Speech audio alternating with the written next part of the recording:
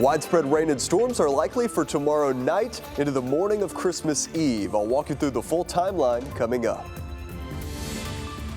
Is it cedar fever or something else? We talk with health experts about illnesses going around this holiday season. And Texas DPS Violent Crime Task Force ends tomorrow. We'll tell you what comes next. But first, we start with breaking news as we come on the air tonight. Austin police have identified the suspect in a deadly officer-involved shooting that happened on 6th Street last week.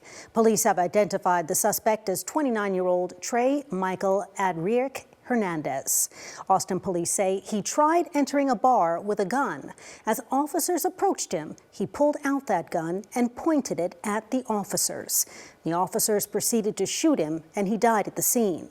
3 other officers were injured during the shooting and taken to the hospital. All 3 officers who shot the suspect are now on administrative duty. Thanks so much for tuning in to KVUE News at 10. I'm Kvue Culpepper. Brian has the night off. We're taking a live look over Zilker Park on this chilly Friday night. And parts of our area have seen some scattered showers, and you know what? There could be more chilly weather and rain leading up to Christmas Eve. Chief Meteorologist Hunter Williams is here to tell us more about those chances. Hunter? Yeah, you know, Kvue, our heaviest rain still ahead of us. We're in a little bit of a lull right now where there's very little going on. But tomorrow night into the morning of Christmas Eve, widespread rain and storms are expected. Here's the radar right now. Again, very little, maybe a few sprinkles. But let's go into our model. So here's tomorrow morning. There's going to be low clouds and fog in the morning, but much more widespread rain moves into central Texas and also parts of southeast Texas during the late afternoon and evening tomorrow. Then you see that line of storms back over West Texas. That moves in tomorrow night. So here's about 5 a.m. the morning of Christmas Eve, a big line of rain and storms from Dallas down to Austin and San Antonio. That eventually is going to move into and out of East Texas during the afternoon on Christmas Eve. Christmas Day behind that is going to be dry. So that's the travel forecast. We'll get into the details of our local numbers coming up. All right, thank you, Hunter. And you know what? It's been a very busy week for travel, and the next few days, well, it's not expected to be any different. As we head into the weekend before Christmas, Austin airport staff are reminding travelers to arrive at least 2.5 hours before domestic flights. And this is a live look right now inside Austin's airport, where the number of travelers is still pretty busy. Right now, the economy lot at the airport is full, and it's expected for the Blue Garage to fill up tomorrow. So be sure to check if parking is available before you head out to the airport. And you can also check by using the airport's new reserved parking system. With this system, you can now reserve spots in all the parking garages and lots, including economy. These new reservations must be made online no less than 24 hours before the time you plan to get to the airport. And there is a service fee, but it's only about $2. You pay online and you enter with just a QR code on your phone. Turning now to traffic conditions around Central Texas. We're taking a live look over I-35 at 6th Street. Nope, that's not 6th Street, or is it? It could be in downtown Austin. It is. Road conditions seem to be pretty good at this hour, but that's sure to change as the morning approaches. Now, whether you're heading out of town or staying here this holiday, you'll have a lot of company on the roads. AAA predicts more than 8 million Texans traveling this holiday will be driving. AAA says traffic for this time of year is up 2% from last year, and that's the highest post-COVID travel volume for the holiday. It's the second highest travel volume on record. If you're heading out, AAA says tonight and tomorrow will be the busiest times to be on the roads. Next Wednesday, the 27th as well. That's when a lot of people will start returning home. Your best bet to avoid the crowds? You'll want to travel on Christmas Day. Well, new tonight, if you're feeling a little under the weather, believe me, you're not alone. Doctors and state health officials are seeing a lot more respiratory illnesses going around. And they tell KVUE's Ford Sanders during the holiday season, safety is key. Coughs, sneezes, and runny noses. We're seeing all kinds of things circulating. Chris Van Dusen with the Texas Department of State Health Services says there's no shortage of bugs going around right now. Flu and COVID have been on an uptick the last few weeks. Most of what's going around is pretty familiar. Flu has really increased quite a bit. RSV, which is the other one, kind of one of the big three that we talk about this time of year, kind of looks to have peaked several weeks ago. But these three aren't the only viruses in the mix. Van Dusen says as more people get together at the holidays, a variety of illnesses can spread. Something like norovirus, which can be spread, through food or through people, not being as attentive as they should be toward hand washing and those kinds of things. When it comes to the flu, most doctors recommend getting vaccines towards the tail end of August into September. But a shot could still keep you healthy in the new year.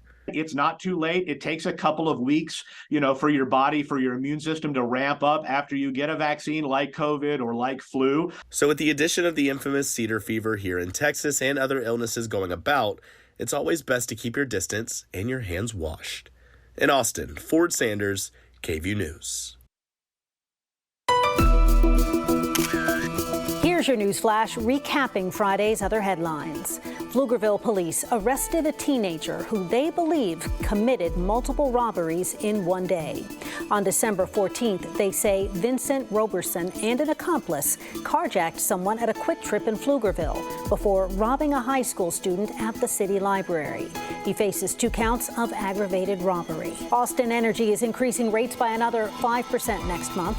The average household will pay about $2 more per month. The increase will help pay back ERCOT for energy the utility bought to meet demand in the summer. The U.S. Supreme Court declined to fast-track arguments in former President Donald Trump's claims of immunity for federal election interference case. Special counsel Jack Smith wanted justices to expedite that issue, so the case's March 4th trial date may be pushed back. The FDA is warning people about fake Ozempic. The agency says it seized thousands of counterfeit units of the weight loss drug, so it's urging pharmacies and patients to check their medication to make sure it's the real thing. Texas Attorney General Ken Paxton now being sued by a children's hospital in Seattle. Last month, Paxton's office demanded the hospital turn over the medical information of any Texans who may have traveled there to receive care for gender transitioning. The hospital is suing because Paxton's request violates Washington's SHIELD law, which says businesses are not allowed to comply with court orders connected to health care that is legal in their state. I'm Kelsey Sanchez in the studio tonight. Starting tomorrow, DPS troopers will no longer be patrolling the streets of Austin because they're needed back at the Texas border. It's a partnership between the Public Safety Department and Austin Police that formed months ago and received a lot of praise as well as a lot of complaints. With it officially coming to an end, some feel it's for the best, while others worry for what lies ahead without the extra help. Just to give you all some background, the controversial pairing started in March, but was put on pause between May and July because troopers were needed at the border. However, once they started patrolling again, the city formally ended their partnership with DPS after an incident where troopers pulled a gun on a child. Despite this, troopers maintained their presence in the city until now.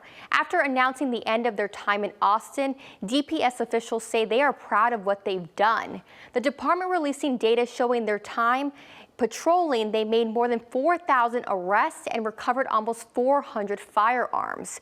Austin Police Association President Michael Bullock tells me, although they're grateful for the help, without DPS troopers, the department is heading down an unsustainable path. I'm definitely concerned about the impact that it's going to have, not just on our officers and their ability to meet the demands of our call load, but also the crime and the impact that it's going to have on Austinites. That's very concerning. However, some are relieved the task force will be gone. Back in April, data revealed DPS troopers were citing and arresting minorities at a disproportionate rate. Nearly 9 out of 10 people arrested on misdemeanor charges were either Black or Hispanic, something advocates with the Austin Justice Coalition say is one of the reasons they're happy troopers won't be patrolling anymore. We just knew that this partnership was going to result in some of the things it did, which we saw how this disproportionately affected Black and brown communities. I think prematurely we are happy again that DPS is leaving, but we won't hold our breath.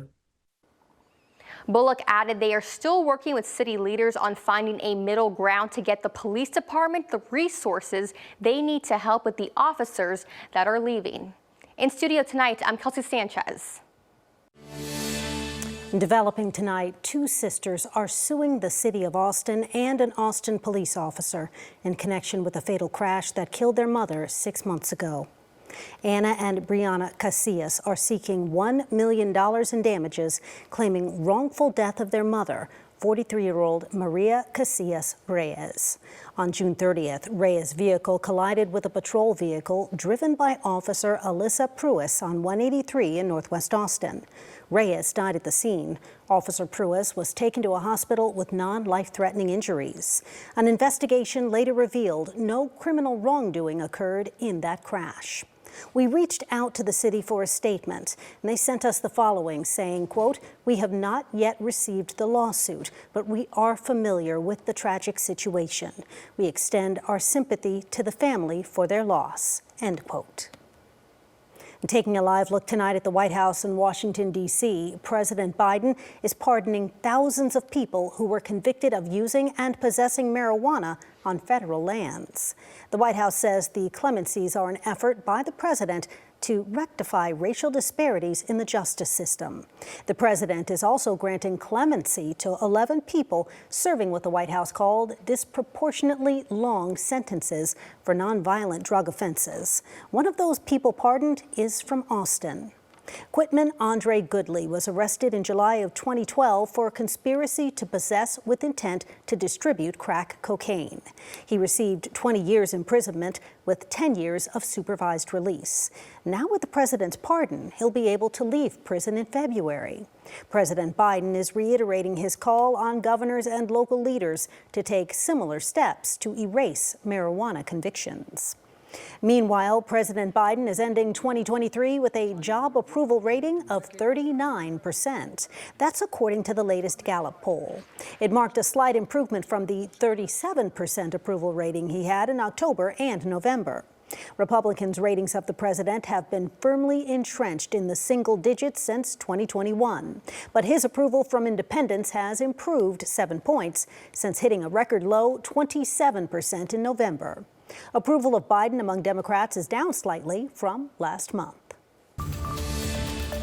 It was 137 years ago this week when the Driscoll Hotel opened its doors for the first time. We'll take a look inside where Christmas still holds a very special meaning. KVUE News at 10 will be back in 2 minutes.